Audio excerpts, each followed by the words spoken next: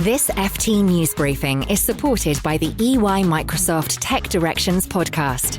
For leadership ideas around digital and tech, download and listen to the EY Microsoft Tech Directions podcast. Good morning from the Financial Times. Today is Friday, March 12th, and this is your FT News Briefing.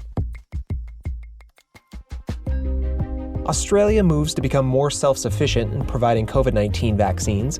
Meanwhile, China's state-run vaccine maker Sinopharm is struggling to achieve its global ambitions. And Spain plans to give gig workers some full-time benefits.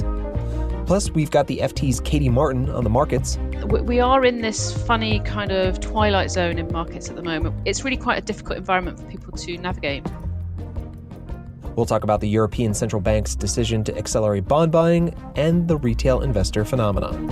I'm Mark Filipino, and here's the news you need to start your day. Australia is deciding whether to co-fund a $1 billion Australian biopharmaceutical plan. The FT is reporting on a plan that would boost Australia's access to medicines, vaccines, and raw materials needed to make pharmaceuticals. It comes a week after Italy blocked a shipment of the Oxford AstraZeneca COVID-19 vaccine that was headed for Australia. Australia imports more than three-quarters of essential medical products. More than 90% of available medicines rely on essential ingredients from India or China.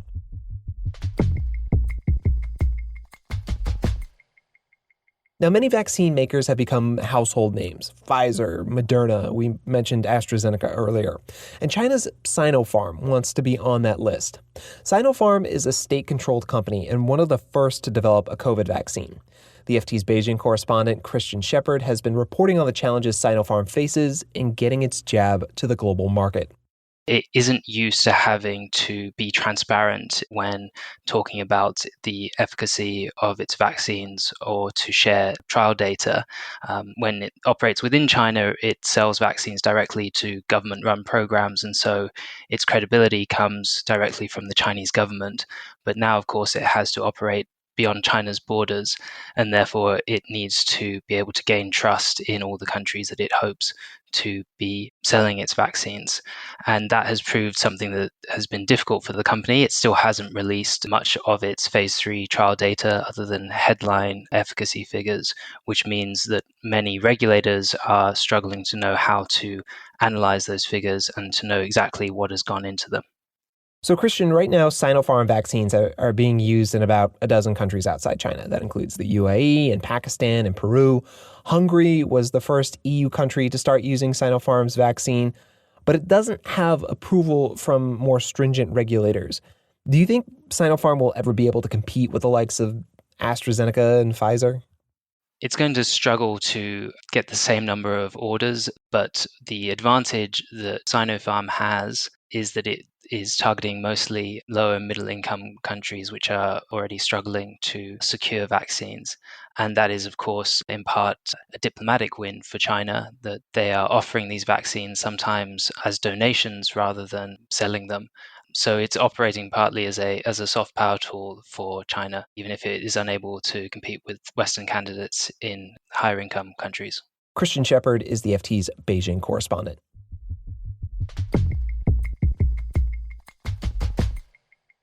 Gig workers in Spain may soon get a status upgrade. Madrid said yesterday it would introduce a decree that gives these workers employee status, meaning rights like collective bargaining and having access to information about the algorithms that affect their work. Spain would be the first country in the EU to amend these worker laws. The move follows several landmark EU court rulings against the Uber-style business model that considers workers to be self-employed. The Barcelona delivery group Glovo responded to the move by Spain by accusing the government of making things harder for these kinds of services. Services Glovo has described as a life support system during the pandemic. And Uber said its couriers in Spain opposed the move. It added that it was committed to giving independent workers more benefits while preserving flexibility and control.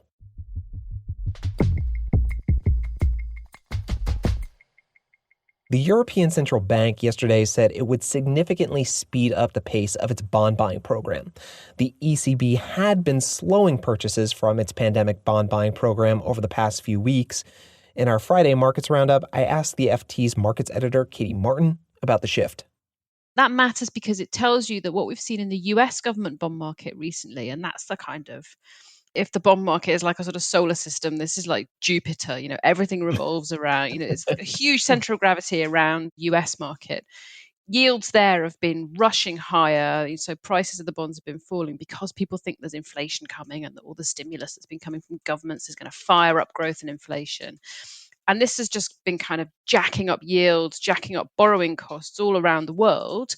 And this is the European Central Bank's way of saying, hold on, we don't want too much of that over here. Thank you very much, because this is the problem for central banks, and this is the problem for finance ministers really around the world, is they know that if inflation picks up too fast, or if inflation expectations pick up too fast, then bonds are going to fall, and that's going to make borrowing much more difficult for companies and governments pretty much everywhere. So this is the ECB's response.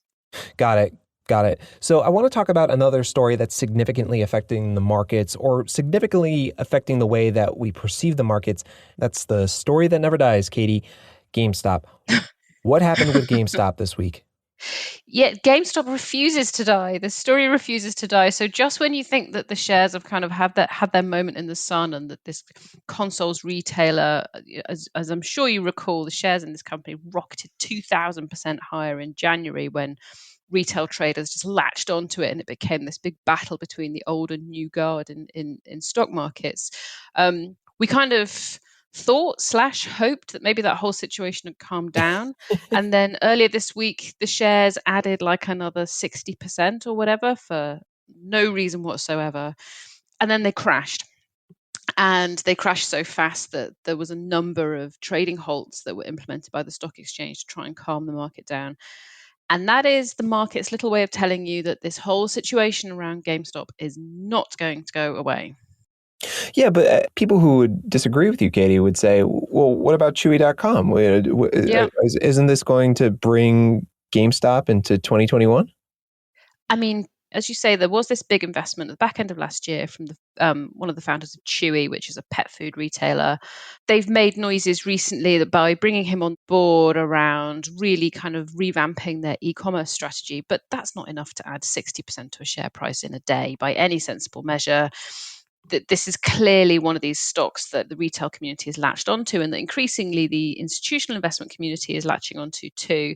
So it's becoming a real battle between the haters and the fans of this stock, and it's just going to keep reverberating. And that comes in the context of the fact that the whole retail trading scene is significantly bigger than anybody thought it would be.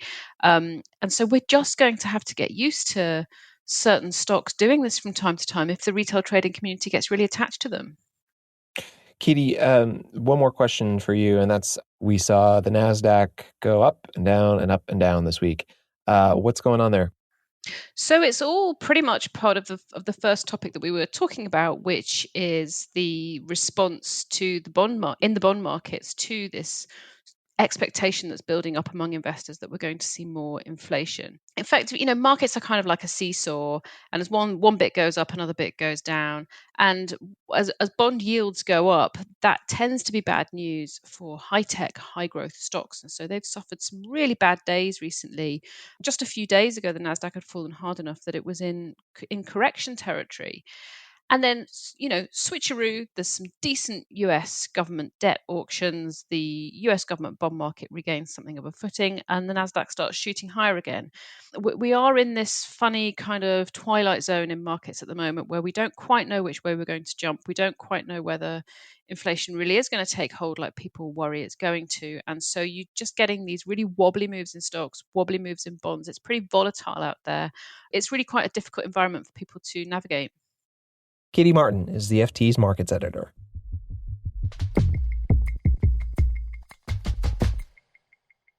Before we go, we want to tell you about a guy named Beeple. He's a contemporary artist. His real name's Mike Winkleman, and he created a file composite of digital sketches taken each day for more than 13 years. He auctioned that JPEG off at Christie's auction house. Opening bid, $100. Now, you're probably wondering, if Beeple's digital image is something you can find on the internet, screenshot, and make it your desktop photo, why was it sold at the prestigious auction house Christie's? Well, because it's a non-fungible token, or NFT.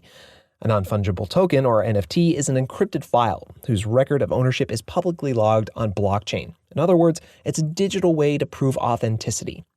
Think of the Mona Lisa. You can buy a reproduction of the Mona Lisa for a few euros in the Louvre gift shop, but it's not the same as owning the original. Same thing with Beeple's non-fungible token. You can screenshot it, but it'll never be the original. And what you gotta know is that NFTs have become ridiculously popular among investors. Beeple's sold for a whopping $69.3 million. Christie says that makes Beeple among the top 3 most valuable living artists.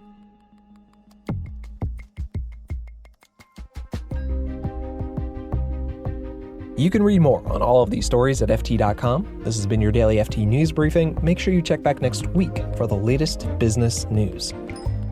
The FT News Briefing is produced by Fiona Simon and me, Mark Filipino. Our editor is Jess Smith. We had help from Gavin Coleman and Michael Bruning. Our theme song is by Metaphor Music.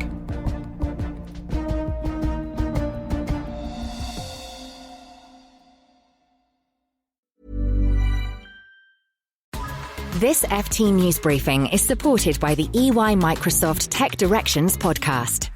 Sometimes directions can create leaders, not just followers.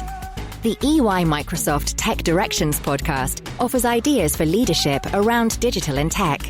Each episode explores the subjects that matter to help you find your way to a better working world. The EY Microsoft Tech Directions podcast is out now. Listen wherever you get your podcasts.